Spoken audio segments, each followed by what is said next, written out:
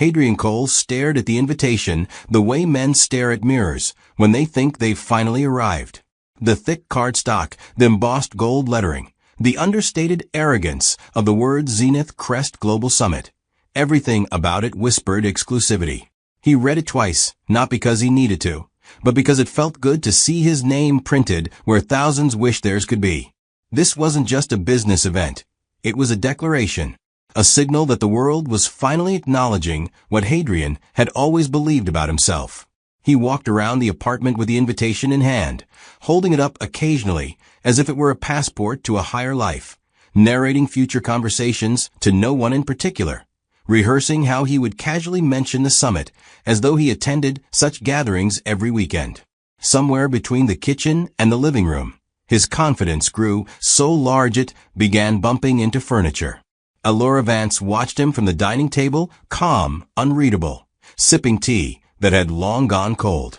She listened as Hadrian spoke about connections, visibility, and being in the right rooms, her face betraying none of the quiet irony forming beneath her silence. He spoke about the summit as if it had appeared because of his brilliance alone, as if invisible hands hadn't shaped it, funded it, negotiated it into existence. When he finally remembered her presence, he glanced over and said almost generously, "You can come if you want. It's a formal thing, though lots of serious people." Elora smiled faintly, a small curve of amusement he didn't notice, because Hadrian rarely noticed smiles that didn't applaud him. Later that evening, Hadrian called Nyla Reyes, his voice thick with pride as he told her about the invitation. He spoke faster, louder, more animated, promising her that this summit would change everything. Promotions, influence, a bigger seat at bigger tables. Elora moved quietly around the apartment, preparing dinner, listening to a future being narrated without her in it. Hadrian ended the call glowing, convinced the universe had finally aligned with his ambition, unaware that the universe had been aligned long before him, and that the invitation he worshipped like a crown was only a courtesy extended by someone who shared his last name. Elora had learned long ago that power didn't always announce itself. Sometimes it whispered, sometimes it waited, and sometimes it watched people talk themselves into smallness while believing they were towering giants.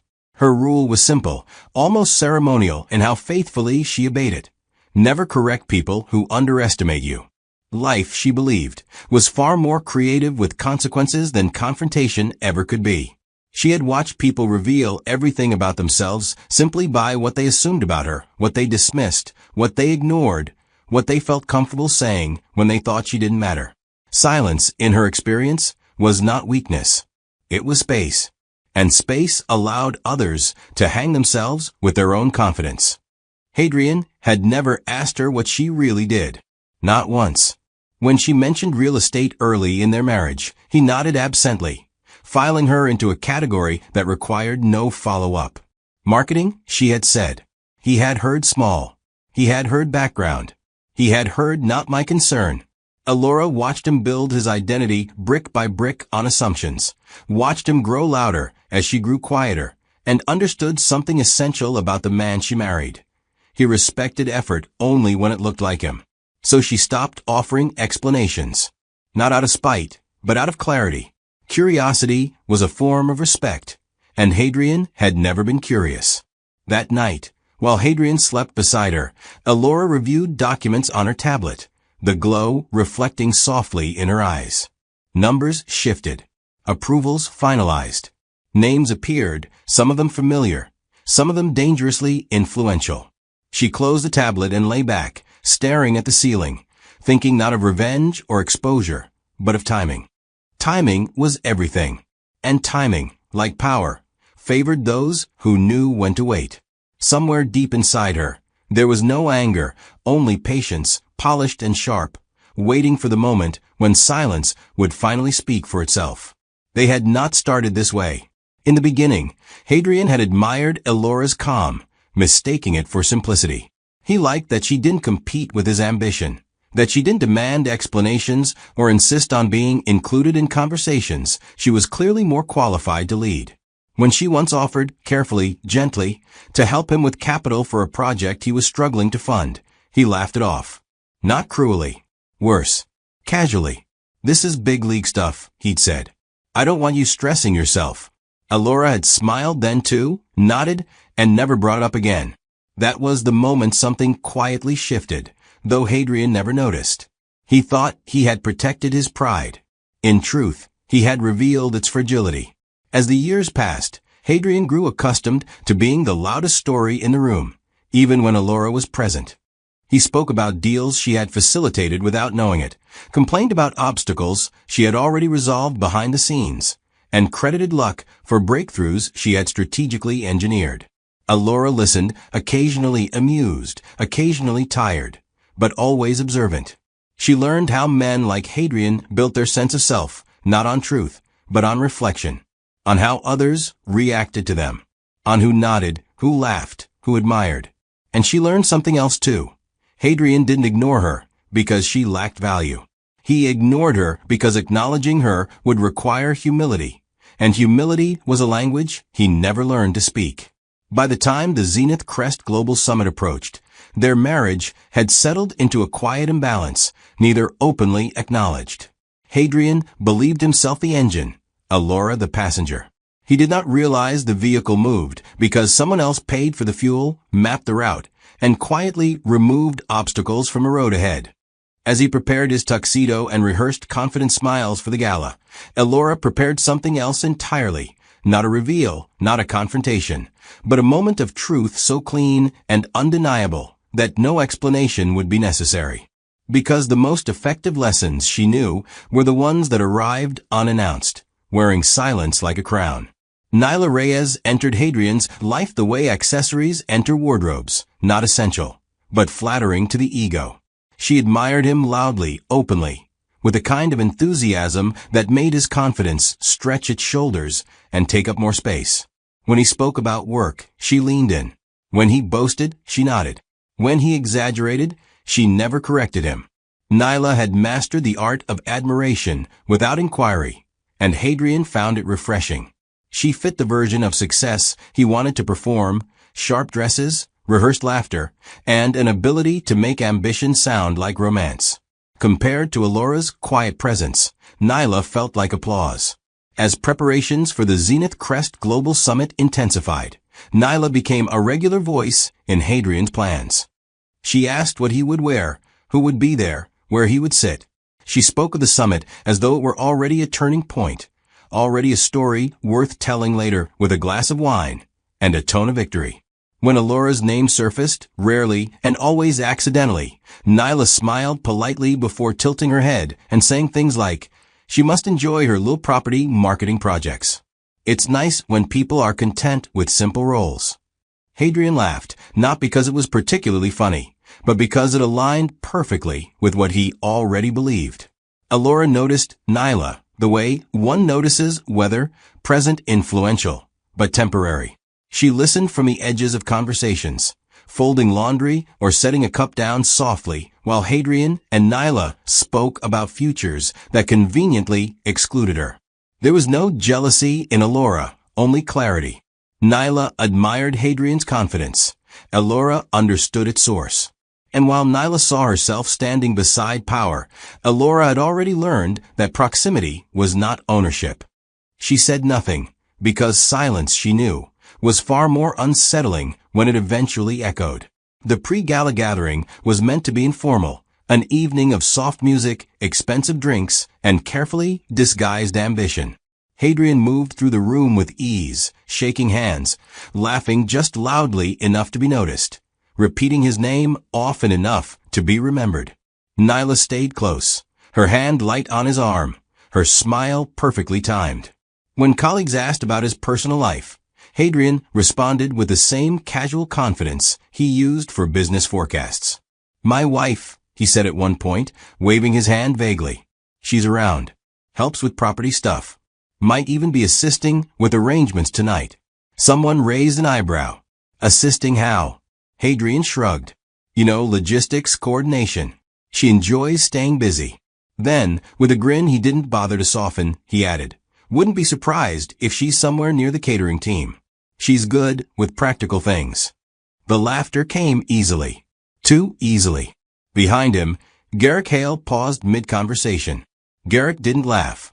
He turned slightly, his gaze resting on Hadrian for a fraction longer than necessary, as though measuring something invisible. Garrick Hale had spent decades navigating rooms like this. He had learned to identify arrogance disguised as confidence, and silence disguised as insignificance. He made no comment, no correction. He simply filed the moment away, like a document that would become useful later. Hadrian, basking in the glow of approval, never noticed the quiet shift in the air. While Hadrian rehearsed charm and ambition, Elora moved through an entirely different version of the same world, one without spotlights, applause, or careless jokes. Her phone buzzed steadily with updates, confirmations, approvals, discreet acknowledgments. Names appeared on her screen that Hadrian struggled to pronounce when he encountered them in articles. She stepped into a quiet room away from the noise, answering calls with calm efficiency, her voice steady, her language precise. There was no performance here, only execution. Decisions were made quickly, not because they were easy, but because she understood their weight. She reviewed documents tied to developments Hadrian spoke about proudly at dinner, projects he believed had progressed because of luck, timing, or his persuasive charm. Elora recognized each milestone for what it truly was, a string she had pulled quietly, deliberately, without announcement. She had never corrected him when he celebrated these breakthroughs. Celebration, she knew, was important to people like Hadrian. Letting him believe in his own myth cost her nothing. Silence, again, proved useful. As the evening stretched on, Elora closed her tablet and looked out the window, the city lights reflecting faintly in the glass. Lagos hummed below, indifferent to ego, obedient only to influence. She felt no urge to step forward, no desire to claim recognition prematurely.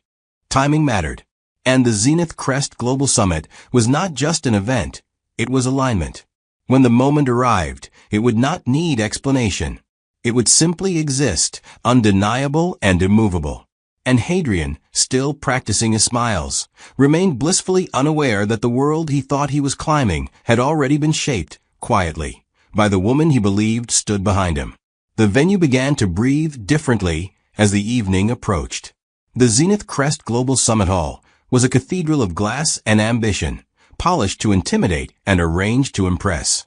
Staff moved with rehearsed precision, security stood straighter than usual, and senior executives arrived earlier than they normally would, an unspoken sign that something, or someone, mattered more tonight. Elora arrived without spectacle, stepping through a side entrance with nothing more than a quiet nod to the head of security, who immediately recognized her and straightened as though he had just remembered his posture mattered. No one announced her arrival. No one needed to. Power, when genuine, did not require drums. As Elora moved through the corridor, subtle reactions followed her like shadows. A senior investor paused mid-sentence to greet her respectfully. Another offered a quiet good evening, with a careful tone reserved for people whose names appear on documents you do not misread. Elora acknowledged them all politely, briefly, leaving no emotional residue behind. She was not here to be admired. She was here because the room existed, as it did only because she allowed it to. None of this reached Hadrian's awareness. He was too busy laughing with Nyla near the main entrance, basking in the glow of recognition from people who knew only the version of him he presented. Nyla leaned closer to Hadrian as they watched people stream in, her eyes scanning the hall with calculated curiosity. Funny how some people just fade into the background at events like this, she said lightly, her tone dismissive but practiced. Some women are only useful behind the scenes. Hadrian laughed, nodding as though the comment had been crafted specifically for him. Elora passed behind them moments later, unnoticed by both, her presence acknowledged only by the subtle straightening of spines and the respectful silence that followed her steps.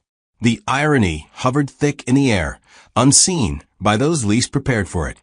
Garrick Hale sat alone in a private lounge, reviewing documents he already knew by heart. The sponsor list lay neatly arranged on the table before him, Elora Vance's name appearing more frequently than any other, attached to figures large enough to command silence. Garrick had worked long enough to recognize the difference between loud influence and structural power. Alora belonged to the latter. She didn't attend meetings to speak. She attended to decide. And tonight, she had chosen to let the room speak for her instead. What unsettled Garrick wasn't Alora's power. It was Hadrian's ignorance of it. He had watched Hadrian operate for months, confident, ambitious, occasionally careless.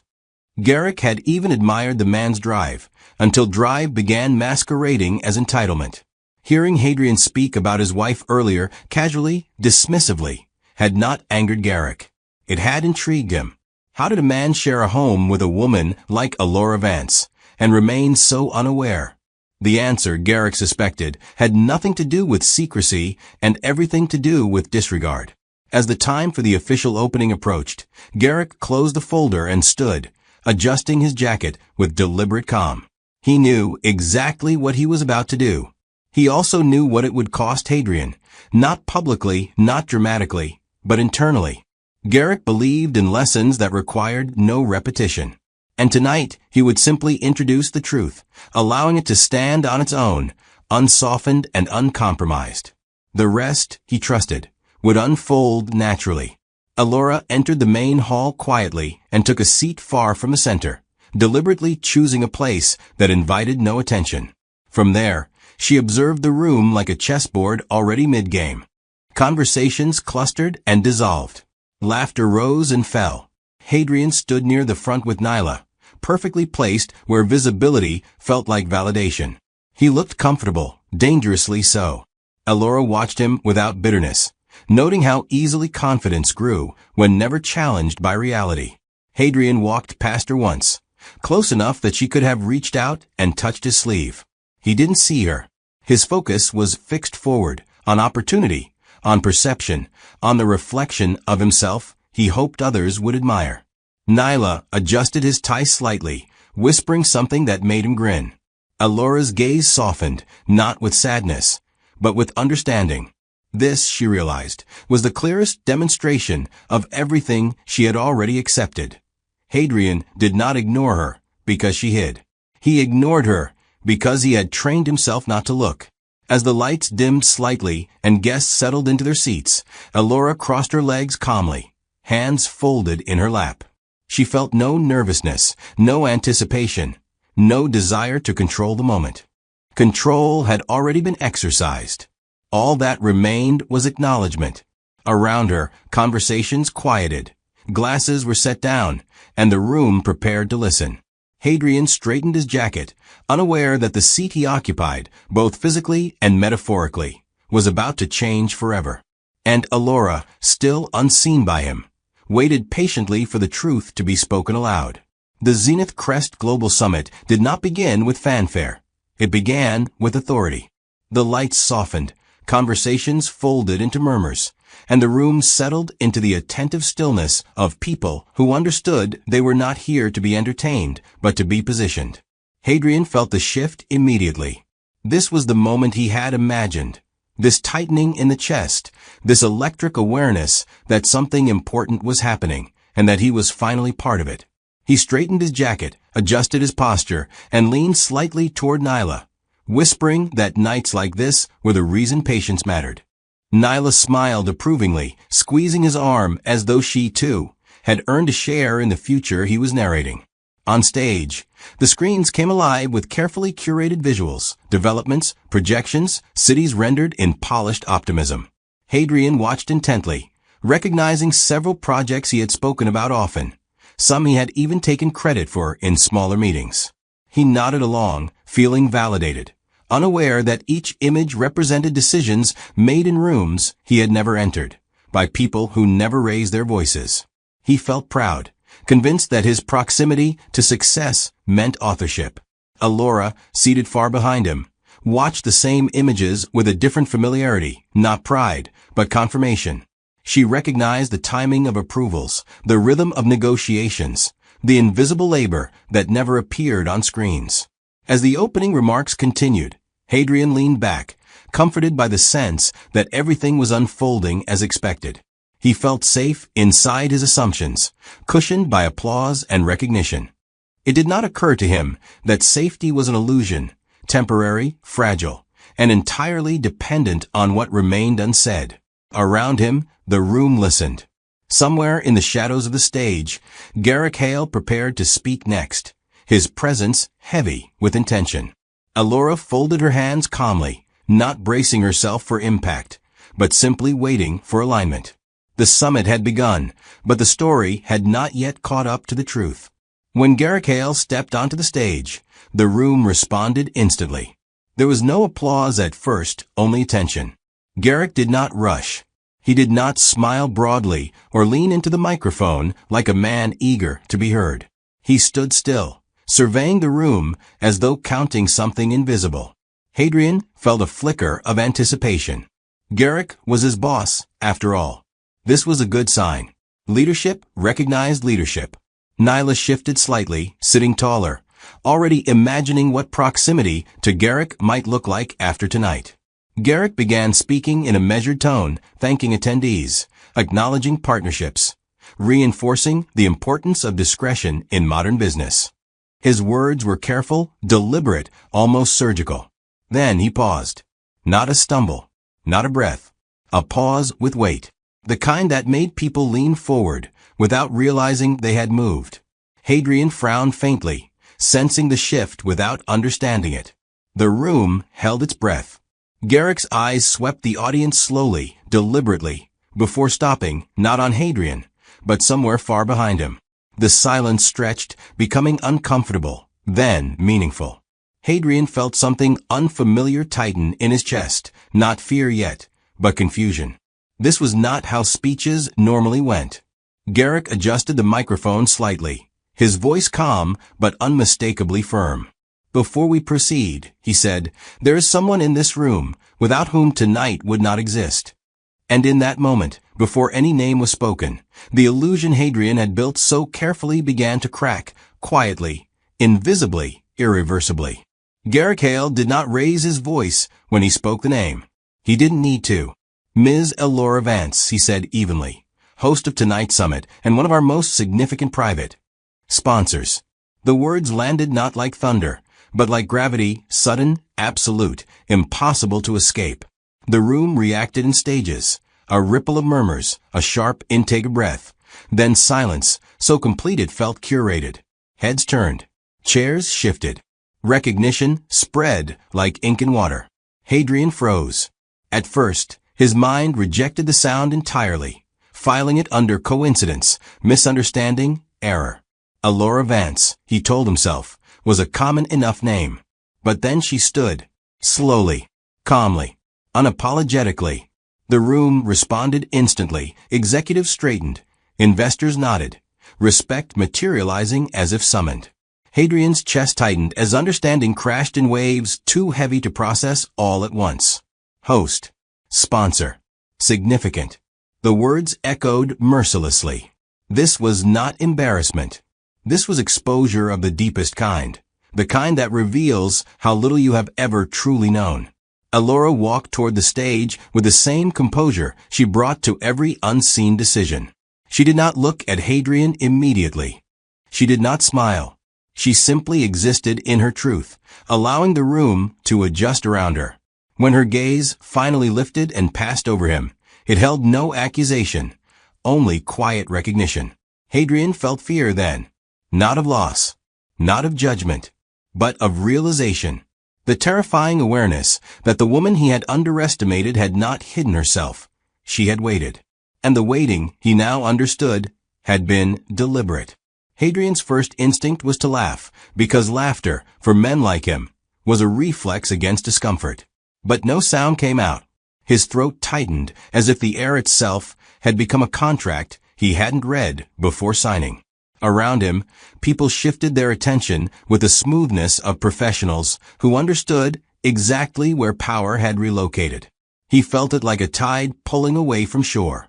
The faces that had been open and friendly minutes earlier now carried a different kind of expression. Cautious politeness, measured neutrality, the look people wear when they're suddenly unsure if speaking to you is still wise. Hadrian sat there stiffly, trying to hold his posture as though posture could protect him from truth. This wasn't shame. Shame would have been manageable. Shame is loud and messy and dramatic, something you can argue with, deny, laugh off, or patch up with charm. What Hadrian felt was colder. Fear. The kind that creeps in slowly, then settles.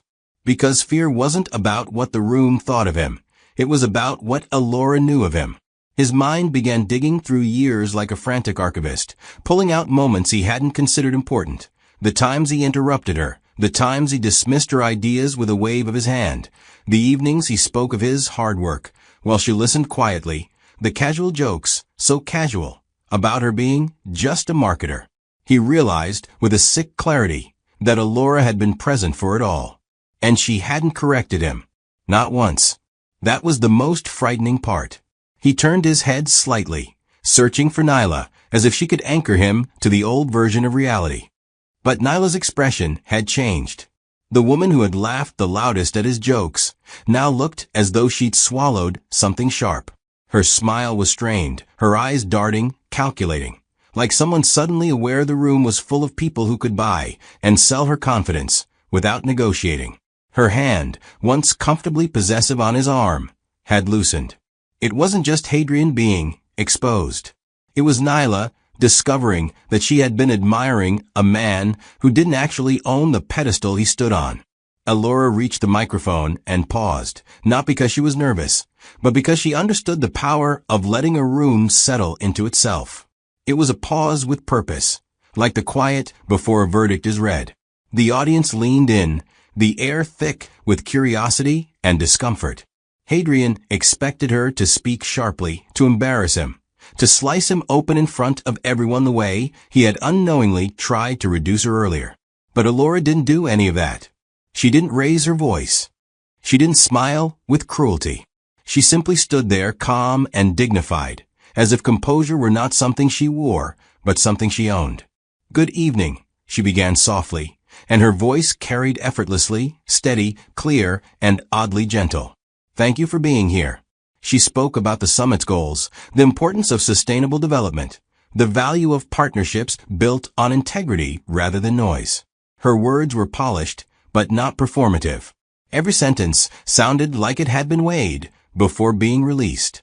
Then she added almost casually, "I'm aware many people don't always know who is pulling the strings behind the scenes. That's understandable. Quiet work is easy to overlook."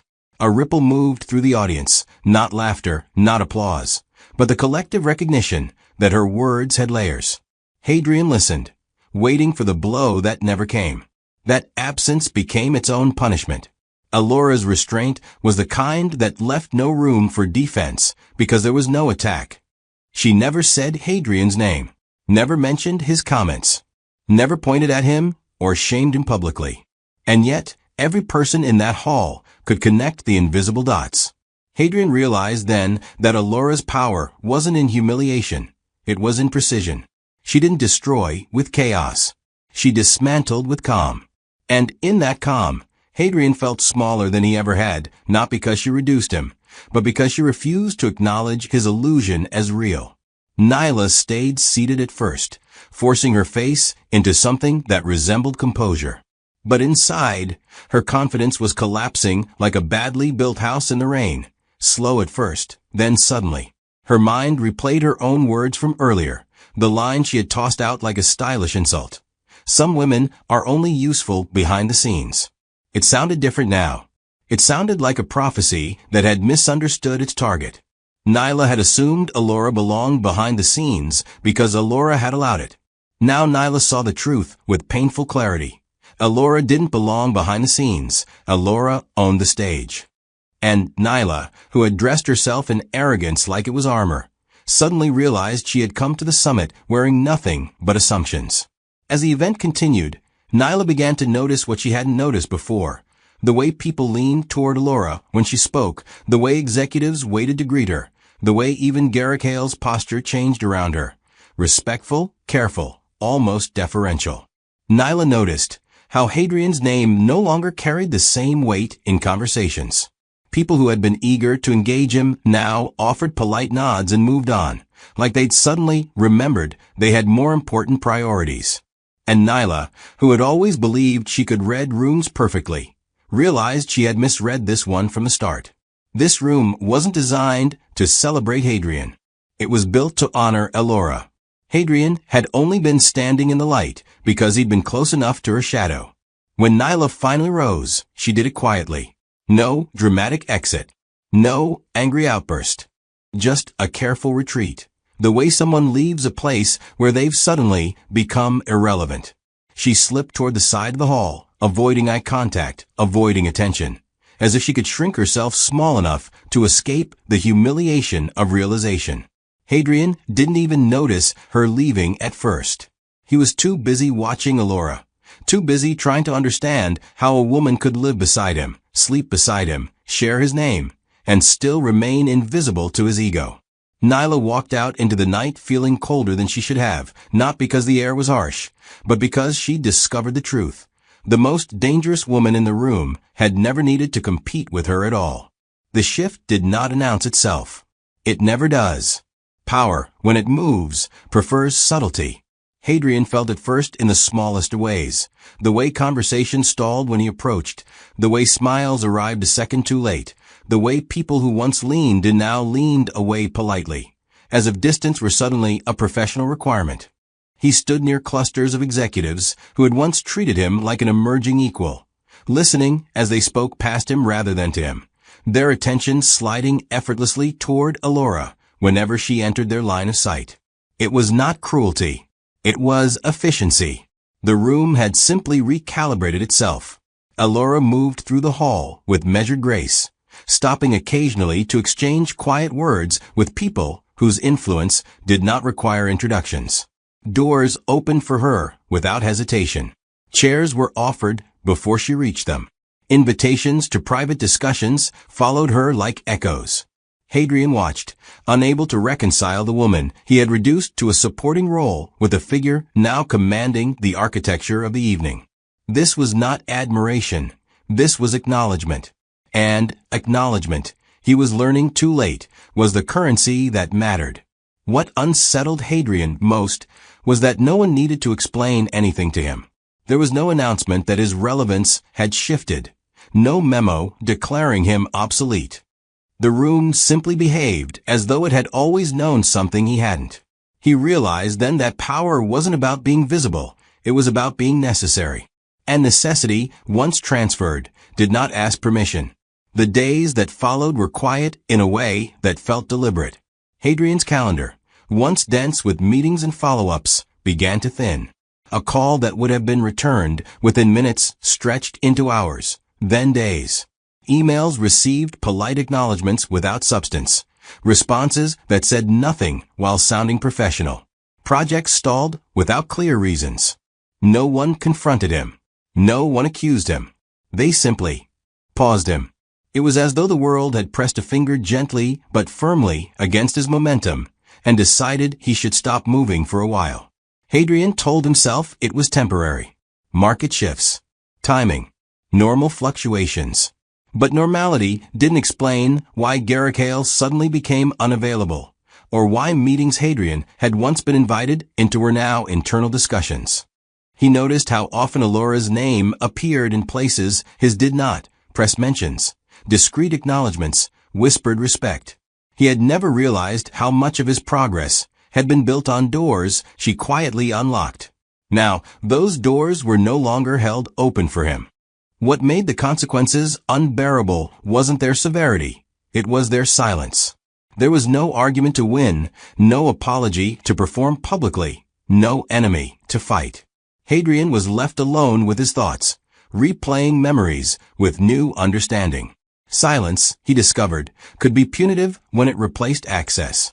And access, once withdrawn, did not return simply because you missed it. Hadrian finally tried to speak to Elora late one evening, the apartment unusually still. The city hummed outside, indifferent to his discomfort. He did not begin with accusations or demands. He didn't know how. Instead, he asked questions he should have asked years ago, about her work, her partnerships, her influence. Elora listened patiently, as she always had, her expression calm, her posture relaxed. When he finished, she nodded slightly, acknowledging the effort without rewarding it. "I waited," she said quietly, her voice steady, for curiosity. She did not say respect, though the word hovered between them. I thought eventually you'd ask.